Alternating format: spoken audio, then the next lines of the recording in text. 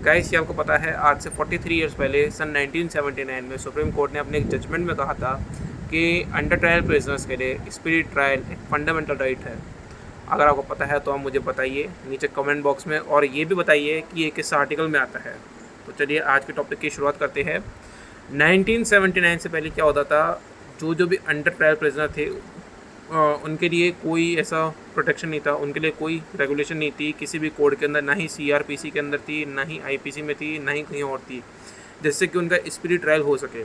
तो उनकी कंडीशन इतनी ज़्यादा ख़राब हो चुकी थी कि उनका जो मैक्सिमम पीरियड ऑफ डिटेंशन जो एक इम्प्रिजनमेंट के लिए होता है, उससे भी ज़्यादा वो लोग अपना समय काट रहे थे। और ये 436A जो आज सीआरपीसी में है, जो हम देखते हैं, जो कि उस केस के बाद में आया था, जो कि ये बात करता है कि अगर किसी अपराधी ने एक ऐसा ऑफेंस किया है जिसका वो मैक्सिमम पीरियड ऑफ इम्प्रिजनमेंट काट ले जो उस ऑफेंस के लिए दिया हुआ है इन्वेस्टिगेशन, इंक्वायरी या ट्रायल के दौरान, तो उस अपराधी को तो उस आरोपी को अपराधी घोषित करने के बाद में कोर्ट बिल्कुल भी सज़ा नहीं देगी, उसको पूर्ण रूप से बरी कर दिया जाएगा। भले ही कोर्ट ये भी मान ले कि हाँ ये अपराधी है, तब भी उसे बरी कर दिया जाएगा, उसे कोई सज़ा नहीं होगी आरोपी सिद्ध कहलाने पे। तो सन 2005 में भी एक अमेंडमेंट आया इसको लेकर के, सेक्शन 50 क्लॉज 4 में, सेक्शन 50 सब सेक्शन 4 में एक अमेंडमेंट आया जिसमें ये बात की गई थी कि पुलिस ऑफिसर जब भी किसी भी आदमी को अरेस्ट करेगा तो उसके आसपास के रिलेटिव को बताएगा कि मैंने इसको अरेस्ट क्यों किया है, और उनको रिलेटिव ग्राउंड ऑफ अरेस्ट देगा as well as to the accused also, और इसकी कोर्ट समीक्षा करेगा। कोर्ट ये चीज़ देखेगा कि क्या पुलिस ने सेक्शन 50 को अप्लाई किया है अपनी अरेस्ट के दौरान या नहीं किया है।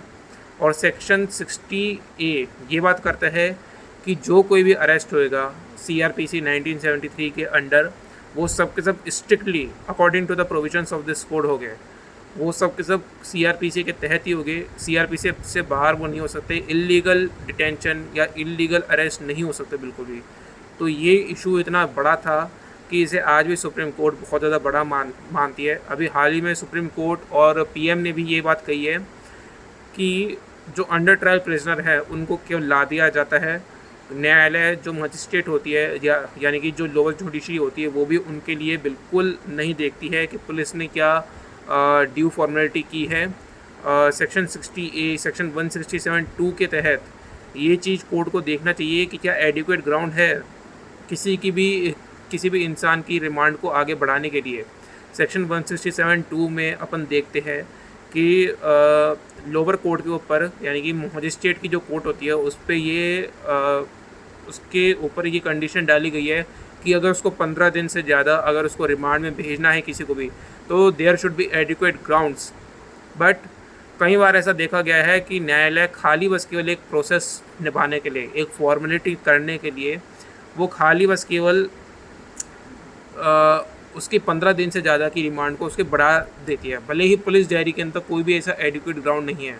पुलिस डायरी कहीं के मामलों में तो ऐसा भी पाया गया है कि वो दी ही नहीं गई कोर्ट को।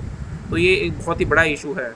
वहीं पर ही अगर हम बात करें फैक्ट्स की, तो प्रेजेंट स्टैटिस्टिक्स इंडिया 2020 की रिपोर्ट है, उसके अंदर ये बात हुई है कि हर 4 प्रिजनर में से 3 प्रिजनर अंडर ट्रायल है, और ये हाईएस्ट है 25 ईयर्स में। सन 2022 में ये हाईएस्ट है, जहाँ पे 2019-20 के मुकाबले 2021-22 के अंदर खाली 1% ऑफ प्रिजन इनमेट्स बढ़े हैं, यानी कि कैदियों की संख्या जहाँ पर सिर्फ 1% ही बढ़ी है, वहीं पर ही अंडर ट्रायल प्रिजनर की संख्या 12% तक बढ़ चुकी है। इसका मतलब ट्रायल बहुत धीमे धीमे हो रहे हैं, रिलीज़ ऑफ प्रिजनर्स बहुत कम हो रहे हैं। वहीं पर ही अगर हम बात करें एवरेज डिस्ट्रिक्ट जेल की जो ऑक्यूपेंसी रेट होती है, यानी कि इंडिया के अंदर जितने भी डिस्ट्रिक्ट जेल है उनकी जो ऑक्यूपेंसी रेट है वो है 136%। इसका मतलब जहाँ पर केवल 100 अपराधियों को या केवल 100 आरोपियों को रखने की जगह है, वहीं पर ही उधर 136 आरोपी घुसेड़ दिए जाते हैं उसी एक जेल में। तो ये एक बहुत ही सेंसिटिव इशू है। जेल कंडीशन भी आजकल इसी कारण से बहुत ज़्यादा प्रभावित हो रही है, जो कि हम देखते हैं। मजिस्ट्रेट आजकल जाते भी है, भले वो देखें, लेकिन उनको समझना चाहिए कि न्यायिक प्रक्रिया को भी हम अच्छे से निभाएं। तीसरा हम ये देखते हैं कि रिलीज़ ऑफ अंडर ट्रायल वो 19.6% से रिड्यूस हुआ है 2020 में। As compare to 2019। मतलब जहाँ पे 2019 में अगर 100 अंडर ट्रायल हो रहे थे, रिलीज़ हो रहे थे, तो वहीं पर ही 2020 में अराउंड 80 ही हो रहे केवल। इसका एक और कारण ये है कि 2020 के अंदर ओनली 1/3 ऑफ इनमेट्स, यानी कि जो कैदी है केवल उनका 1/3 कैदी ही सेक्शन 436A CRPC, जो कि हमें ये अधिकार देता है कि अगर हमने आधी से ज़्यादा या हमने आधी तक भी अगर हमने पनिशमेंट ले ली है during the investigation inquiry trial, वो हमें रिलीज़ किया जाएगा। उसको भी प्रोटेक्शन नहीं दिया जा रहा है, केवल 1/3 ऑफ इनमेट्स को ही ये प्रोटेक्शन दिया जा रहा है। बाकियों के लिए कोई इन्वेस्टिगेशन प्रॉपर नहीं हो रही है। बाकी 2/3 जो इनमेट्स है जिनको ये बेनिफिट मिलना चाहिए सेक्शन 436A का, वो नहीं दिया जा रहा है because of the lack of police infrastructure, because of the lack of court duty. Court की जो ड्यूटी है उसको कोर्ट अच्छे से नहीं निभा रहा है।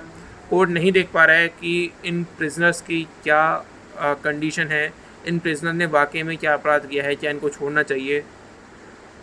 चौथा हम ये देखते हैं कि नंबर ऑफ कन्विक्ट्स जो हुए हैं वो 2020 में 22% तक गिरे हैं। इसका मतलब जो अपराधी पाए गए हैं वाकई में वो 22% तक नीचे हुआ है। जहाँ पे पहले 2019 में अगर 100 आरोपी में से खाली 50 अपराधी ही पाए गए थे, तो 2022 में वो केवल 40 के करीब ही रह गए, 50 से सीधा 40। तो ये एक बहुत ही number of under trial inmates जो है वो 12% तक इंक्रीज़ हुए हैं। इसका मतलब अंडर ट्रायल, जो अभी ट्रायल होने के दौरान भी जो भी इनमेट्स है वो 12% तक इंक्रीज़ हो गए हैं। 76% ऑफ इनमेट्स जो है वो 2019 में आए हैं और 69% थे 2019 में।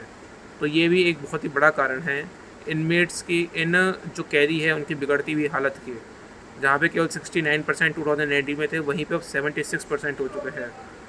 और 1998 में जो रिपोर्ट आई थी प्रिजन स्टेटस इंडिया रिपोर्ट, और प्लस कई सारी सरकारी एजेंसीज़ की रिपोर्ट आई थी, उसमें ये था कि वो 75% से एक्सीड नहीं कर सकते अंडर ट्रायल, लेकिन तब भी वो 76% तक एक्सीड कर रहे हैं आज की तारीख में।